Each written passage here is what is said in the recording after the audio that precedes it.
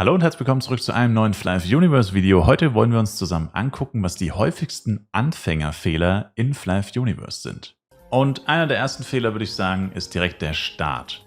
Und zwar die Anzahl der Charakter, mit denen ihr startet. Und keine Sorge, ich will hier keine Werbung für 8 Charakter machen, aber jeder sollte grundsätzlich mit 2 Accounts starten und 2 Charaktern, die er zeitgleich immer online hat und zusammen spielt. Warum? Ganz einfach, in Flyf ist es so, dass Buffs eine elementare Rolle spielen, also ohne Buffs ist das Spiel nahezu unspielbar.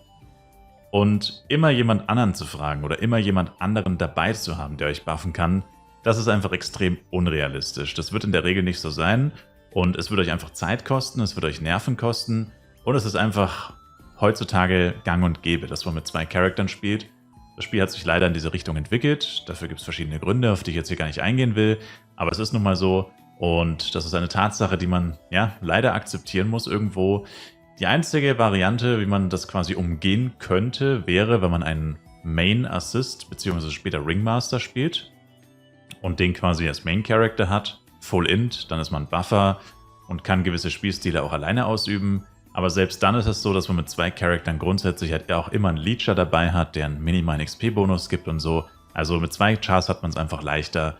Da gibt es kein Drumherum und entsprechend braucht ihr 2 Accounts, 2 Charakter, startet sie beide zeitgleich und habt sie auch echt immer zusammen in der Party. Also es gibt keinen Grund, sie jeweils einzeln zu spielen, sondern die nehmt ihr immer zusammen mit. Bleiben wir direkt bei der Party.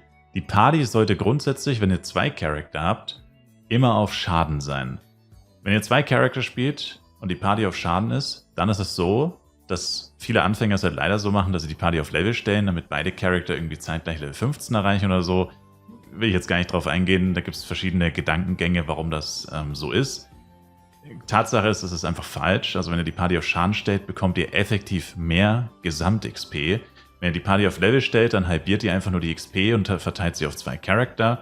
Die XP, die ihr vom Monster bekommt, bleibt gleich. Wenn ihr die Party auf Schaden habt, dann kriegt ihr grundsätzlich mehr XP, vor allem wenn der zweite Charakter auch ein sogenannter aktiver Leecher ist. Aktiver Leecher würde bedeuten, ihr habt einen Assisten, euer Main Character ist zum Beispiel ein Akrobat und der assistiert euch immer mal wieder zwischendurch, dann bekommt der Assist für den Kill vom Akrobat genauso viel XP wie der Akrobat bei Party auf Schaden und das ist dann basically doppelt so viel XP, wie was ihr bekommen würdet, wenn ihr die Party auf Level geschaltet habt. Also immer Party auf Schaden, selbst wenn ihr nicht mal aktiv hielt, selbst dann ist Party auf Schaden immer besser.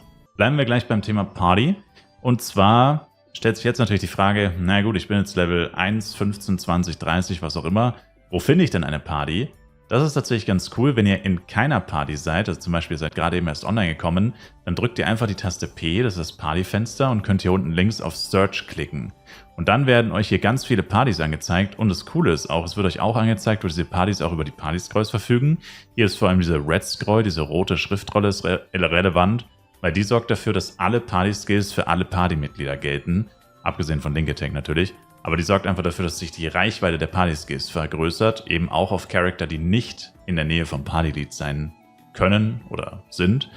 Und das bedeutet einfach, hier könnt ihr eine coole Übersicht bekommen über Partys. Ich meine, manchmal funktioniert es auch ganz gut über einen Shout, also manche Partys suchen auch nach Fillern mit Scrolls und so, aber grundsätzlich ist es so, dass man über dieses Partyfenster auch ganz cool mal hier und da eine Party joinen kann. Und wichtig hierbei wäre vor allem der Skill für euch Global Attack. Also die Party Drop Skills sind natürlich auch nicht irrelevant, aber am wichtigsten wäre hier Party Skill Global Attack.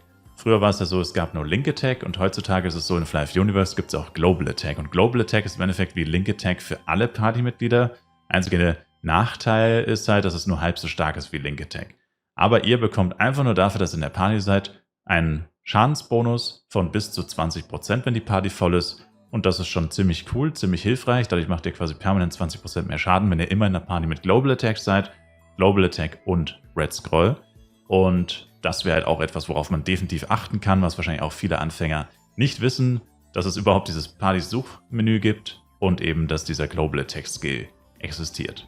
Dann kommen wir nochmal zum Thema Buffs. Also ich habe ja vorhin schon erwähnt, ihr wollt ja hier einen zweiten Charakter machen, damit der euch immer buffen kann. Logischerweise kann er das aber nicht, vor allem nicht vor Level 15, aber auch nach Level 15 nur eingeschränkt. Also die ersten Buffs kommen mit Level 18, 20 sowas und alle Buffs schaltet man erst deutlich später frei. Und das größte Problem ist vor allem, ihr habt sowieso nicht genug Skillpunkte, um überhaupt alle Buffs zu maxen bzw. überhaupt zu skillen. Also da habt ihr bis vor allem Level 60 immer große Probleme, für welchen Buff man sich entscheidet. Und ja, da gibt es auf jeden Fall ein paar Schwierigkeiten noch. Und was ihr da machen könnt, um das zu umgehen, ist ganz am Anfang der Anfängerhelfer. Den findet ihr hier in Zentralflaris neben der Post. Der steht aber auch in Ostflaris, wenn ihr die Stadt verlasst. Der steht bei der Brücke also wenn man von Lavulf zu Nyang rüber geht und so. Also gibt es ganz viele überall verteilt, also stehen ganz, ganz viele rum. Und ja, ist nicht schlecht. Allerdings gibt er halt nur Haste auf Level 6, Heap Up auf Level 5, Quickstep auf Level 6 und Accuracy auf Level 5. Also ist es so wirklich dieses absolute Minimum an Buffs. Also es bringt einem eigentlich nicht so gigantisch viel, muss man wirklich sagen. Ja, verstehe ich ehrlich gesagt nicht, warum der nicht einfach alle Buffs wie früher zum Beispiel auf Level 7 gibt. Das wäre deutlich besser tatsächlich schon. Finde ich ein bisschen schade, ehrlich gesagt, aber ist halt so, kann man leider nicht ändern. Das Spiel ist leider überhaupt nicht anfängerfreundlich, muss man sagen. Und was ihr halt noch machen könnt, ist, ihr geht zum Beispiel auf Channel 1, da habt ihr eigentlich in der Regel die höchsten Chancen und fragt dort, ob euch jemand buffen kann. Von vielen High-Level-Ringmastern, die Buffs halten in der Regel um die 20 Minuten, bisschen weniger, bisschen mehr, je nachdem. Also roundabout 20 Minuten in der Regel. Und wenn euch da zweimal jemand bufft, dann erleichtert euch das den Start extrem. Und in diesen 20 Minuten kann man echt viel erreichen. Das heißt, wenn ihr euch da ein paar Mal buffen lässt, könnt ihr auf jeden Fall die Zeit bis Level 15, gegebenenfalls noch bis Level 20 oder so, bis ihr wirklich auch selber eure ersten Buffs habt. Also Haste ist zum Beispiel dieser eine Buff, der am Anfang extremen Unterschied macht für viele Klassen.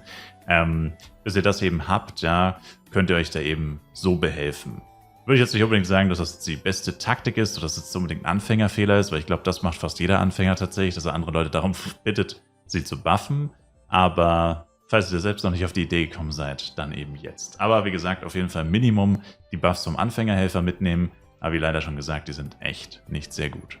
Das nächste, was ihr wissen solltet und was wahrscheinlich viele Anfänger nicht unbedingt auf dem Schirm haben, ist einmal die Taste U drücken. Hier habt ihr einerseits eine Übersicht über die aktuellen Events.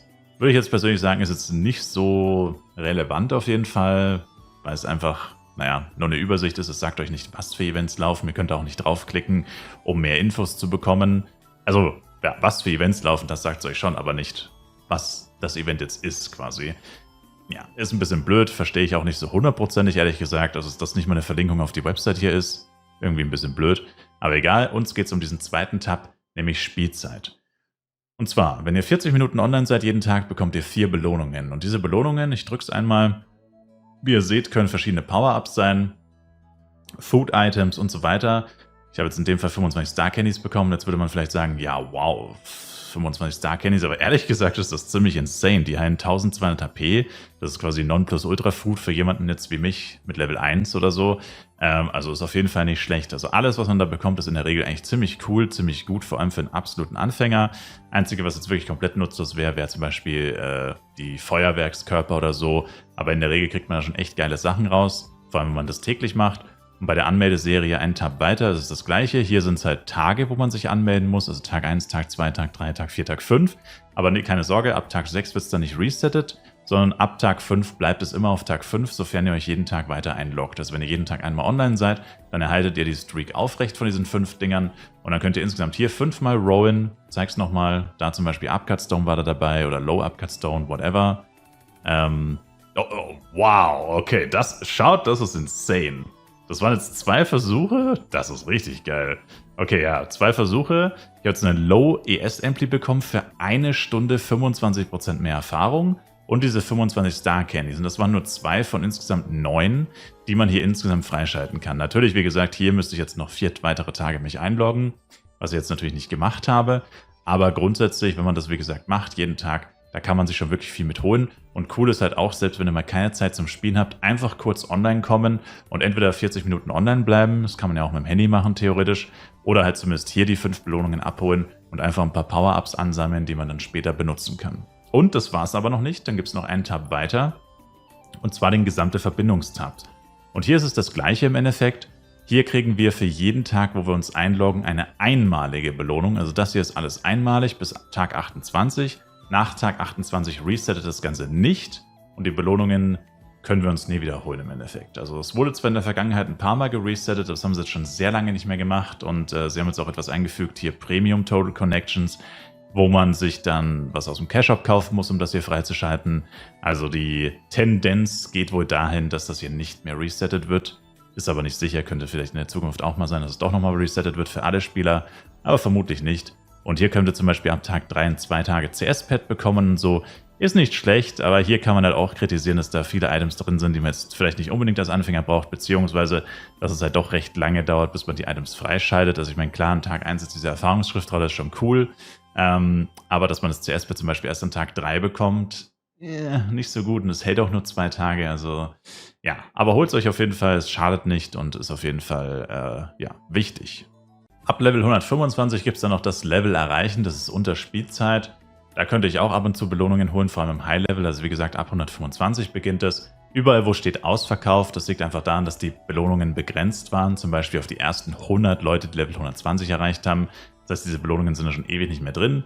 Finde ich auch ein bisschen blöd, dass die immer noch angezeigt werden. Also ich finde halt, wenn etwas raus ist, ausverkauft, gut, meinetwegen, dann lasst das noch 1, 2 Wochen anzeigen, dass die Leute, die vielleicht das auch haben wollten, sehen, okay, Mist, ich habe es nicht mehr rechtzeitig geschafft. Aber danach sollte es meiner Meinung nach gelöscht werden, weil es einfach keinen Sinn ergibt, dass das noch angezeigt wird. Weil ich meine, diese Belohnung hier wurde an Tag 1 leer gemacht, glaube ich, für Level 20. Und das war vor fast 2 Jahren. Also ich meine, warum zum Teufel wird das noch angezeigt? Das interessiert einfach niemanden mehr. Aber ja, das ist halt so eine klassische Flive-Sache. Dann die nächste Taste, die noch für euch relevant ist, ist der Battle Pass. Und zwar Taste V. Und hier habt ihr immer den Beginner Pass. Den muss man im Cash-Shop kaufen. Also der wäre nur relevant, wenn ihr Geld ausgeben wollt für das Spiel, und ihr habt immer den Monatspass. In meinem Fall ist das jetzt der März 2024 Pass. Das kann aber jeder Monat sein. Also wir haben in jedem Monat normalerweise, momentan zumindest, einen Battle Pass. Und da gibt es immer die obere, die Basisbelohnung, Free-Variante für jeden. Ja, und hier kriegt man zum Beispiel auch sehr viele Power-Ups und so, indem man die verschiedenen Battle Pass-Level erreicht. Und unten ist die Paid-Variante. Das bedeutet unten, wenn ihr Geld ausgebt, wenn ihr euch den Battle Pass im Cash-Shop kauft, gibt es hier, glaube ich, auch eine... Und da gibt's, achso, ja genau, hier auf Extended Pass kaufen klicken, genau. Und dann könnt ihr euch den kaufen und schaltet noch die unteren Belohnungen zusätzlich frei. Und das ist ziemlich cool. Das Einzige, was man hier wissen muss, und das wissen wahrscheinlich auch einige Leute nicht, ist, ab Level 80 verändern sich die Belohnungen oben. Und zwar verwandelt sich zum Beispiel dieses hier Power Dice 8, zweimal Power Dice 8, verwandelt sich in 5-mal Smating Scroll Box, wo ihr zum Beispiel Protects rausbekommen könnt. Also grundsätzlich kann man sagen, Battle Pass ab Level 80 wesentlich mehr Value als vor Level 80. Vor Level 80 sind es halt überwiegend die Power-Ups und Amplis, die hier interessant sind.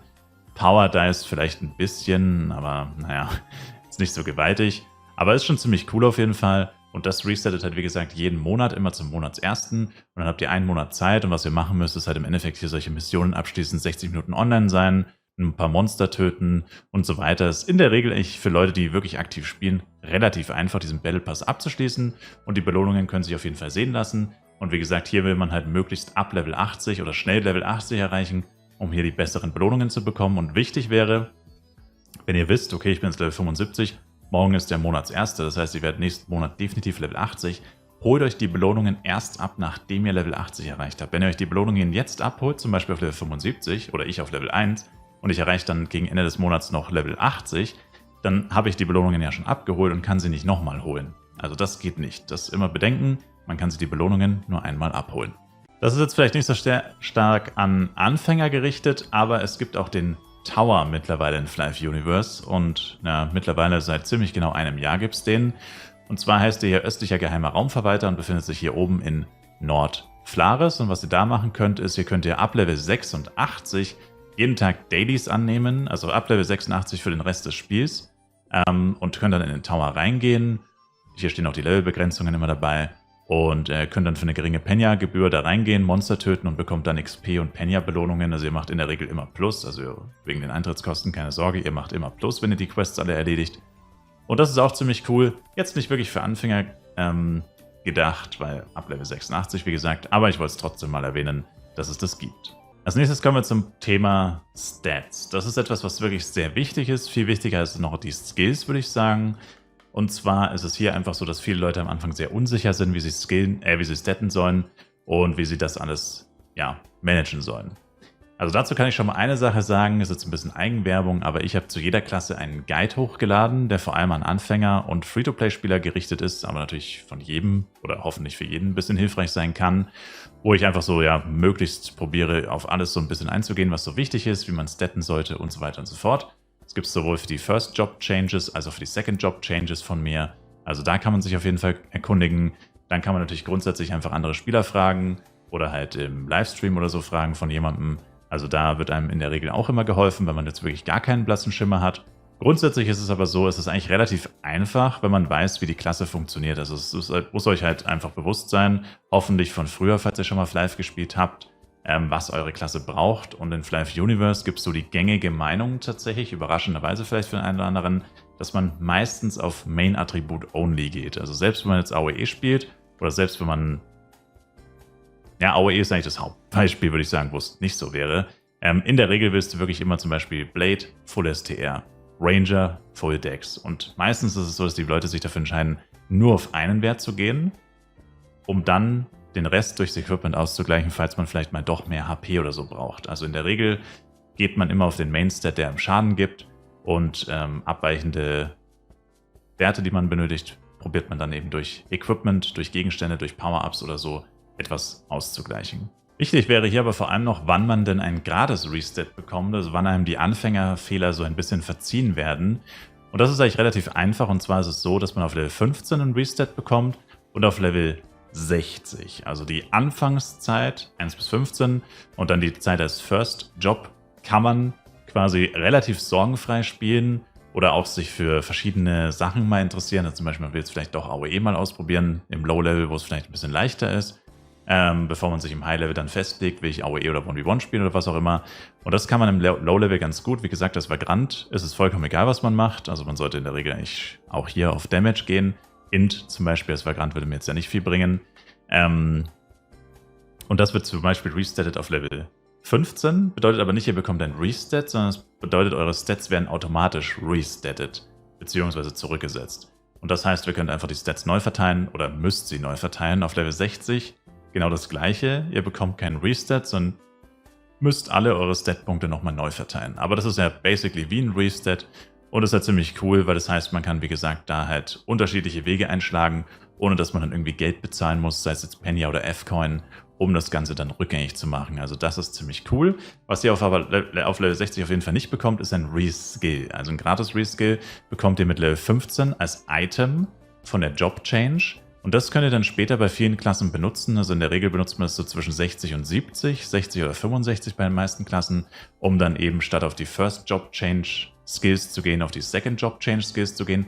Aber auf Level 60 bekommt ihr kein weiteres Reskill. Also Reskill solltet ihr immer sehr vorsichtig handeln und immer aufheben am besten, bis ihr es wirklich braucht, weil ihr bekommt nur ein einziges auf Level 15 und später nicht mehr. Restat, wie gesagt, 15 und 60. Reskill nur einmal auf Level 15 als Item. Dann bleiben mir noch 2 Punkte übrig, auf die ich heute eingehen möchte. Einer wäre Skills. Also, meiner persönlichen Meinung nach ist es vor allem dann so, wenn ihr nicht permanent voll gebufft seid von einem High-Level Ringmaster. Das heißt, ihr seid jetzt nicht so großer Fan davon, alle 20 Minuten zurück in die Stadt zu rennen, euch Buffs zu holen, wieder zum Level-Spot zurückzufliegen, dann sind vielleicht schon 4 oder 5 Minuten von den Buffs wieder weg. Dann levelt ihr 15 Minuten, rennt wieder zurück in die Stadt, nur für neue Buffs und so weiter und so fort. Das kann ziemlich nervig sein und das ist nicht wirklich spaßig, würde ich sagen. Und es gibt eine Möglichkeit, wie man das sowieso eigentlich gar nicht unbedingt machen muss. Und zwar ist es so, die First Job Change Skills, die waren vor allem in Flive PC früher ab einem gewissen Punkt fast schon irrelevant, weil man sie einfach nicht mehr benutzt hat, weil man einfach mit Auto-Attacks bei fast jeder Klasse schneller gelevelt hat. Also jetzt natürlich Mage, logischerweise. Aber in Flive Universe ist es tatsächlich so, dass diese Skills wieder deutlich mehr an Bedeutung gewonnen haben, eben dadurch, dass man in der Regel nicht permanent supported wird von einem High-Level Ringmaster. Also vor allem jetzt bei einem neuen Serverstart wäre das so, aber auch grundsätzlich, wenn ihr jetzt anfangt und einfach keinen Bock habt, alle 10, 20 Minuten, wie gesagt, zurück in die Stadt zu rennen, um euch eben diese Buffs zu holen, oder wenn ihr einfach niemanden findet, der euch bufft. Manchmal kann es ja auch sein, wenn es später am Abend ist oder so, dass ihr einfach niemanden findet, der euch bufft oder so, dass ihr jedes Mal 5 Minuten warten, fragen, suchen müsst oder so. Das alles kostet ja auch irgendwo Zeit und ist nervig und so. Und wenn ihr eben Skills benutzt, bei Akrobat wäre es zum Beispiel Junk Arrow und dann später Aimed Shot. Oder beim Mercenary wäre es der obere Skill Tree mit zum Beispiel Keen Wheel mit den Combo-Skills. Gut, bei Mage ist es, denke ich mal, selbst erklärt, dass Mage Skills benutzt. Und bei Assist wäre es gegebenenfalls Moonbeam oder Burst Crack oder so. Könnt ihr mit den Skills am Anfang tatsächlich schon ein bisschen was erreichen und könnt damit gegebenenfalls auf sowas wie zum Beispiel Hitrate und Attack Speed verzichten, weil das bei Skills sowieso keine Rolle spielt. Also bei Mage mit der Cast Time, aber jetzt bei Acrobat und Mercenary zum Beispiel würde das keine Rolle spielen. Und dann wären das schon mal 2 Buffs, die euch sowieso nichts bringen und damit könnt ihr das so ein bisschen ausgleichen. Also ist so mein Tipp für euch, also mit Skills zu leveln hat mir auch immer eigentlich schon ziemlich viel Spaß gemacht und ein weiterer Vorteil davon ist, ihr braucht in der Regel dann auch kein Equipment bis Level 60, weil es gibt eigentlich für die meisten Klassen vor Level 60 kein wirkliches Equipment, das euch stärker macht, was Skill-Using angeht. Das heißt zum Beispiel Junk Arrow bei einem Akrobaten könnt ihr eigentlich nur damit verstärken, dass ihr halt mehr Dex habt und ja gut, höhere Upgrades und Schmuck würde natürlich schon ein bisschen einen Unterschied machen, aber halt eben kein Attack Speed, keine Treffsicherheit und so weiter, keine Crit-Rate, kein Crit-Damage. Also das sind einfach viele Werte dann komplett irrelevant für euch. Und das ist halt ziemlich cool. Das bedeutet einfach, ihr seid eben nicht so angewiesen auf Buffs, auf Power-Ups, auf Werte. Der letzte Punkt, auf den ich eingehen möchte, sind F-Coin. Ich will euch jetzt weder sagen, kauft F-Coin, noch will ich euch sagen, kauft keine F-Coin. Das ist euch auch absolut freie Entscheidung, das muss jeder selber wissen. Ist mir persönlich egal, was ihr macht. Ihr findet das Menü dafür auf Menü, Premium Items, Flive Shop. Und dort findet ihr halt viele Power-Ups und Gegenstände, die euch das Leben leichter machen. Also sehr viel Quality of Life. Manch einer würde vielleicht auch sagen, ein bisschen Pay to Win. Sei es drum. Jedenfalls, wie gesagt, kann man machen, muss man nicht, muss jeder im Endeffekt für sich entscheiden. Was jetzt aber relevant ist oder was wichtig wäre hier zu wissen, ist, dass Flive eine Gesellschaft hat, ja, oder einen Markt, wo F-Coin, also wo die Premium-Währung von Flive, aktiv verkauft werden. Und das ist auch vollkommen legitim, wenn man F-Coin im Spiel auflädt, dann sagt man, ich verkaufe meine F-Coin, das bedeutet zum Beispiel für 1000 F-Coin kaufe ich 20 mal A-Product, das sind genau 1000 F-Coin. Also ein Spieler sagt mir, er will mir 1000 F-Coin abkaufen, er sagt, er will 20 A-Product dafür, ich kaufe ihm die 20 A-Product, was in Anführungszeichen 1000 F-Coin sind, und dann werden die 20 A-Product, in Anführungszeichen 1000 F-Coin, gegen Betrag X in Penya getauscht. Momentan wären das so 110 bis 120 Millionen Penya pro 1000 F-Coin. Und dann hättet ihr schwuppsdiwupps plötzlich 120 Millionen Penya und 1000 F-Coin weniger. Und das ist so das, was momentan in Flive so, ja, einfach praktiziert wird, eigentlich schon immer praktiziert wird. Es gibt ein paar Spiele, in denen ist das ähnlich, es gibt aber auch Spiele, wo das nicht so einfach ist. Also wo zum Beispiel Premium-Items überwiegend quasi nicht gehandelt werden können oder so. In Flive ist es jedenfalls so, dass es, wie gesagt, gang und gäbe ist. Und hier müsst ihr aber, wie gesagt, aufpassen. Vor allem als Anfänger ist es so, ihr kennt ja logischerweise die Preise nicht. Ihr wisst nicht, wenn euch jemand trollt und ihr wisst auch nicht, was die Sachen vielleicht unbedingt wert sind und so weiter. Und da muss man echt aufpassen, weil es gibt leider Leute in dem Spiel, die echt Spaß daran haben, Anfänger hops zu nehmen. Einerseits im Sinne von, dass sie direkt scammen und ihnen zu wenig... oh, da haben wir auch noch ein schönes Thema für Anfänger. Einerseits wäre das direkt Scammen, also den Leuten quasi Sachen viel zu günstig abkaufen und sie ja betrügen. Und das andere wäre, ihnen quasi komplette Troll-Items zum Kauf zu geben und die Items dann aber nicht abzukaufen und der Anfänger sitzt dann auf seinen Troll-Items. Für Option 2 Troll-Items könnt ihr euch an den Support wenden. In der Regel, wenn ihr die Items noch habt, erstatten sie euch eventuell die F-Coin, die löschen dann die Items und geben euch die F-Coin dafür zurück. Das wäre in der Regel nicht so schlimm. Also da dürft ihr nicht überreagieren, einfach ruhig dem Support schreiben und sie bitten, einfach die Situation schildern und sagen, hey, gebt mir bitte meine F-Coin wieder, da hat mich jemand verarscht. Der wollte, dass ich irgendeinen Müll kaufe, auf dem ich dann sitzen bleibe. Bitte gebt mir die F-Coin wieder, ich habe die Items noch im Inventar, löscht die Items einfach, ich hätte gern die F-Coin wieder, bitte dafür. Das sollte in der Regel kein Problem sein. Und für Fall 1, wie gesagt, dass euch jemand scammen will, ist es natürlich schwierig zu erkennen als Anfänger. Aber hier ist es immer ratsam am Anfang, grundsätzlich bei allem übrigens, immer möglichst mindestens 2 komplett unterschiedliche Quellen zu befragen, was die denken, dass Item XY oder in dem Fall F-Coin wert sind. Also fragt immer mindestens 2 Leute, niemals nur eine Person, weil es kann einfach sein, dass sich der Markt geändert hat. Also ich weiß auch nicht alles, also niemand weiß alles. Und wenn ich jetzt zum Beispiel weiß, okay, letzte Woche hat Item X 100.000 Penya gekostet, jetzt ist aber in der Zwischenzeit irgendwas passiert, was ich nicht mitbekommen habe und jetzt ist das Item 500.000 wert und ich habe das einfach noch nicht mitbekommen, dann sage ich euch 100.000, glaube ich, oder ist mein letzter Stand. Und dann denkt ihr, okay, ja gut, wenn der das sagt, dann wird das schon so passen. Und wenn ihr aber jemand anderen gefragt hättet, der hätte das vielleicht gewusst und hätte gesagt, ey, nein, 100.000 war es mal, jetzt ist 500.000. Das ist immer schwierig, ja. Das heißt, meine Rat an euch wäre immer, 2 Leute fragen, also vielleicht knüpft man Ingame Kontakte und kennt jemanden, der sich gut mit Preisen auskennt, oder man fragt halt, wie gesagt, in Livestreams oder so, und dann wird einem in der Regel eigentlich schon so eine grobe Richtung vorgegeben, die dann auf jeden Fall nie so extrem falsch sein kann, dass ihr euch direkt gescammt fühlt. Also was ich letztens mitbekommen habe, ist zum Beispiel, dass jemandem F-Coin für 30 Mio unter Marktwert abgekauft wurden, und das tut halt schon weh, weil da verschenkt man einfach Geld und In der Regel sind es dann auch keine Leute, wo man jetzt sagen kann, okay, ja gut, vielleicht war das ja auch ein Anfänger oder so. Leider nicht. In der Regel sind das High-Level-Spieler, die wirklich bewusst Anfänger scammen, um sich selbst zu bereichern. Also das ist dann in der Regel auch keine wohltätige Aktion oder so, sondern da hilft man einfach nur einem Scammer, seinen Gewinn zu machen. Und ja, das waren so ein paar Anfänger-Tipps bzw. Anfängerfehler aus einer anderen Perspektive, die manche Leute vielleicht so machen und viele Dinge, die ihr hoffentlich noch nicht wusstet.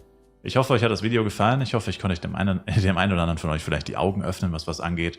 Und sage auf jeden Fall danke euch fürs Zuschauen. Wenn ihr weitere Videos in dieser Richtung haben wollt, schreibt es auf jeden Fall gerne in die Kommentare. Und wir sehen uns hoffentlich im nächsten Flive Universe Video oder im Livestream. Twitch-Link ist in der Videobeschreibung. Bis dahin, macht's gut, haut's rein und ciao, ciao.